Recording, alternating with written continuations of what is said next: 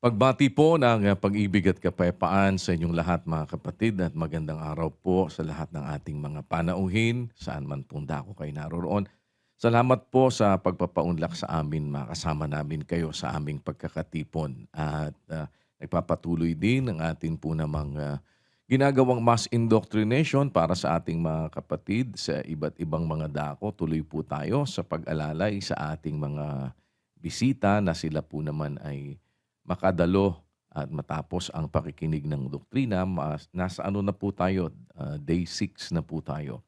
Sa darating na Lunes, kung paintulot ng Panginoon, at yan po ay March 31, tayo po naman ay sama-sama pa rin mga kapatid. Ano? Ang ating namang schedule ng atin pong pasalamat, kasabay na nito ang atin pong pagdiriwang ng ating Christian New Year sa March 29.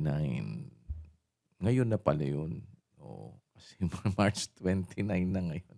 Sabado na ngayon. Mamaya po naman na paglubog ng araw, ay salubong na din yan. Sabay na po ng atin ng mga opening prayer din sa atin pong pagpapasalamat mamaya. At loobin po ng Diyos ay magkita-kita tayo ulit naman mamaya sa ating paghahandog ng pagpapasalamat sa Diyos.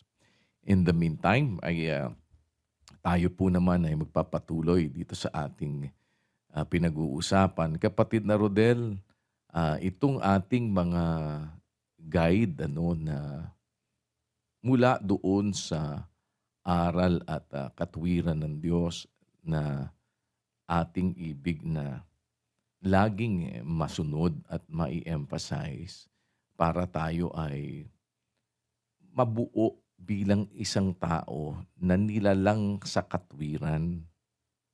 Yung ating pagkatao na sinasabing nilalang sa katwiran, doon tayo dapat kasing mahutok.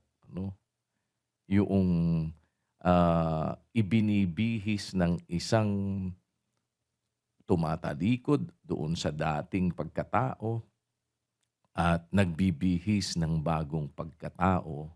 Ang sabi ni Pablo doon sa 4 at 24 ng Efeso, kapatid na Rodel, pasuyo ako sa iyo.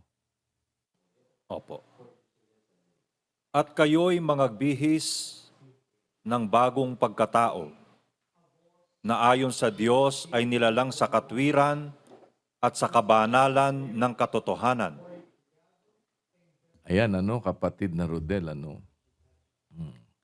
Kaya, pagkatakwil ang wika ng kasinungalingan, magsasalita ang bawat isa sa inyo sa kaniyang kapwa ng katotohanan, sapagkat tayo'y mga sangkap na isa't isa sa atin. Yung ating bagong pagkatao na ibinibihis ay pagkatao, bagong pagkatao, ayon sa Diyos ay nilalang sa katwiran at sa kabanalan ng katotohanan. Kaya yun ang dapat na maibihis natin kapatid na Rodel. Yung Opo. pagkatao na nakabihis ng katwiran, nakabihis ng kabanalan, nakabihis ng katotohanan, kabanalan ng katotohanan. At para mangyari yun, natural, dapat alam natin yung mga katwiran na ating dapat na masunod. Na hindi naman kasi at once, masasabi natin na, na perfect na nating lahat. Kaya nga, kailangan natin yung kung paano tayo magbibihis ng katwiran at kabanalan ng katotohanan. Sabi ni Pablo, sa pagsasanay ng katawan, kapatid na Rodel, sabi niya kay Timoteo, doon sa 4:8, pakibasa. Opo. Sapagkat sa pagsasanay ng katawan ay may kaunting pakinabang.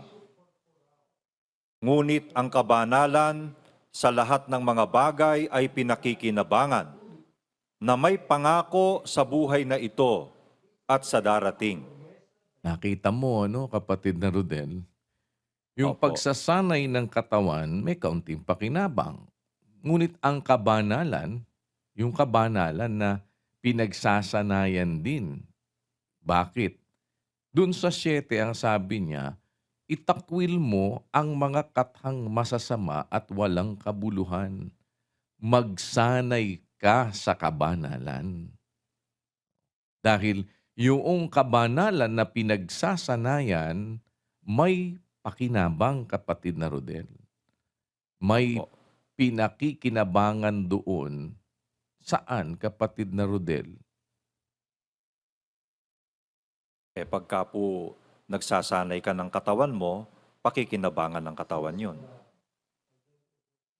Kabanalan ng pinagsasanayan mo, may pakinabang Pak- ka sa buhay na ito at sa darating. No? Opo. Ang kabanalan sa lahat ng mga bagay, pinakikinabangan. So hindi siya partikular lang, kapatid na Rodel, sa katawan. Opo. Pansinin mo ha, kasi para hindi yung pagsasanay ng katawan, may konting pakinabang.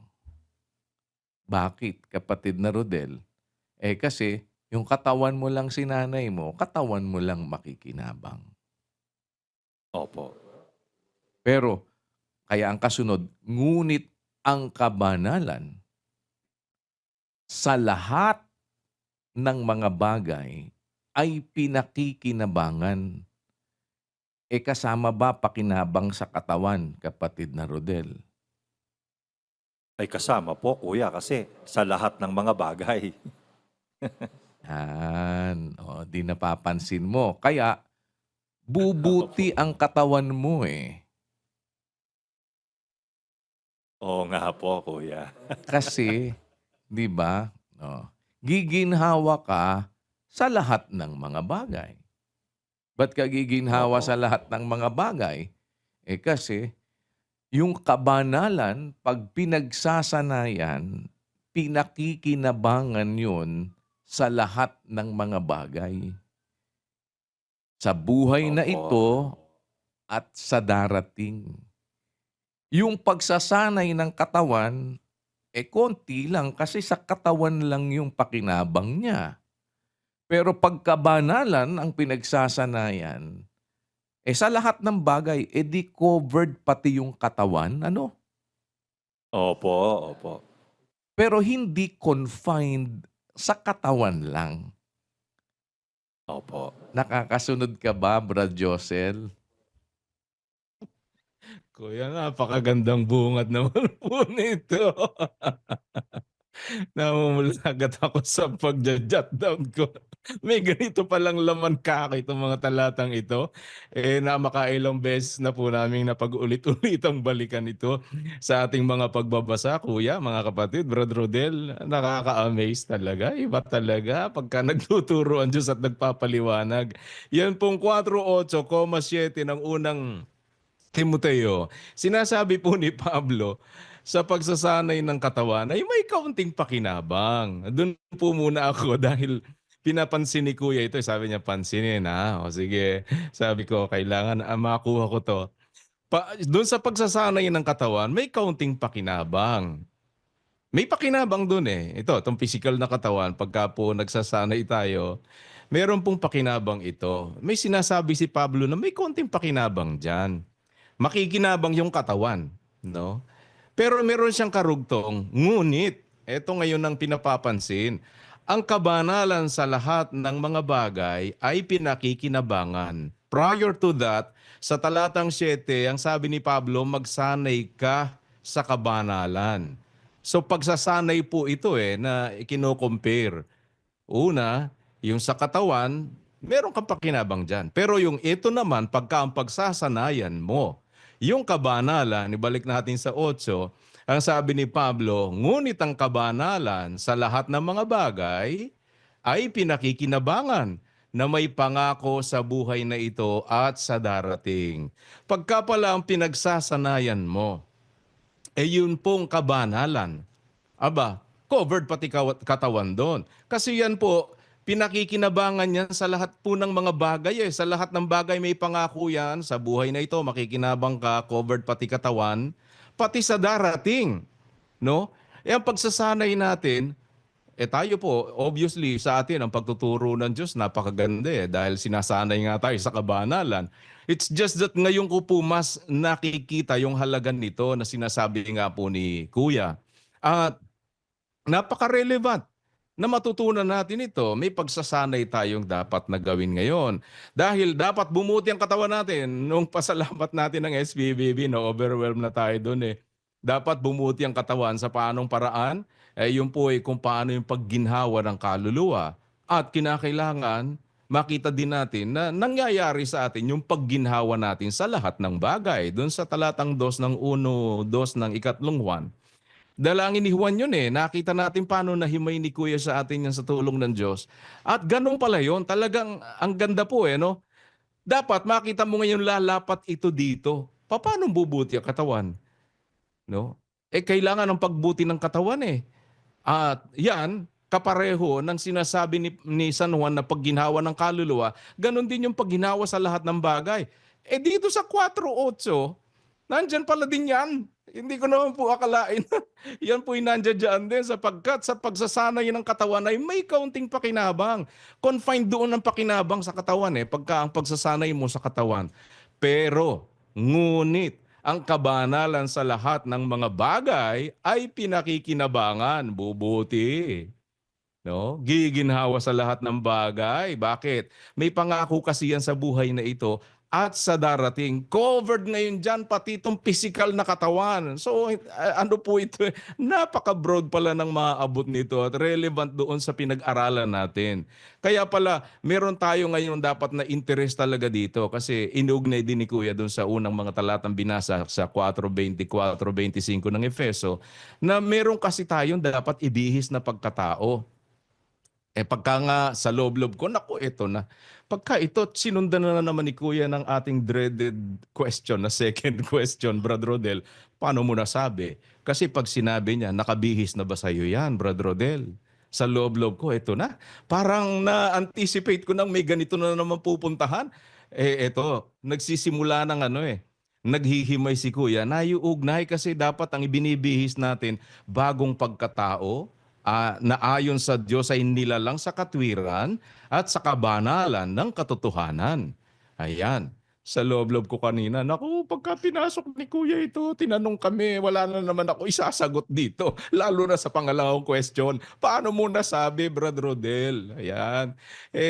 Yung pa lang sa puntong kabanalan na yan, dumudugtong na pala kaagad dito na may napakalaki pong halaga, Kuya, sa 4:8 talatang 7 rin ng unang Timoteo. Kaya covered yan. Merong malaki pong halaga yung itinuturo sa atin na dapat naman nating magawa. Kasi dapat ma-achieve natin yun Merong pagkataong dapat nakabihi sa atin yun ang dapat makita po ng Diyos sa atin. Pero how can we achieve that? Sabi nga ni Kuya, hindi naman bigla. Nandiyan yan at once nangyari na sa'yo, nasa iyo na.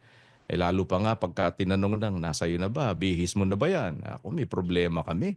Paano namin sasagutin kay Kuya yon? Yun po, mga bagay na agad din naglaro sa isip ko po, Kuya. Sa guhit ng mga katwirang na ilatag po ngayon dito sa unang bahagi pa lamang po nitong ating pag-aaral sa oras na ito. Salamat po sa Diyos. Kasi kapatid na Josel, kapatid na Rodel, dapat maintindihan po natin, mga kapatid, yung pagsunod sa Diyos, hindi naman po tayo lugi no? Hindi naman tayo lugi. Kasi may titiisin ka dahil sa mayroong masama. May pumipili ng masama, no? At mayroong kaaway ng katwiran. Nakita na nga natin, yung meron talagang nagpapasama sa daang matuwid.